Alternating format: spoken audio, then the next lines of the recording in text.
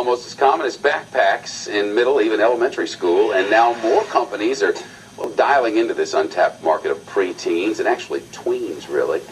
But the reception kind of mixed when it comes to whether kids 8 to 12 really need a cell phone or just want one because everybody else has one. Joining us now in Studio V is Cooper Lawrence of the Cooper Lawrence Show on the radio and a psychologist, host of her own deal. Tweens, I'm reading 1 out of 4 has one now? Yeah, amazing, right? Starting at 8 years old. For what?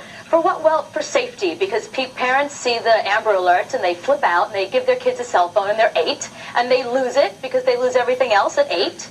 And, I mean, for safety, I understand, but it's becoming a status thing as well. Yeah, like it's like sneakers used to be in certain clothes and that sort of thing. Right. Do you give it to them or do you not give it to them? Well, it all depends. We talked about this in my radio show last night, and it seems the majority of parents who are divorced, they're the ones that tend to give the kids, the younger kids, phones, because that way if they're with the ex, they feel like there's a safety factor there. Or if the ex is with a girlfriend, doesn't let them use the phone, the kid now has access to call mommy if there's a problem. And mommy can spy on daddy's ex. Yeah, that's probably what's going on there too as well. There's some new plans, I guess, out. Companies are really targeting this market. Big time, yeah.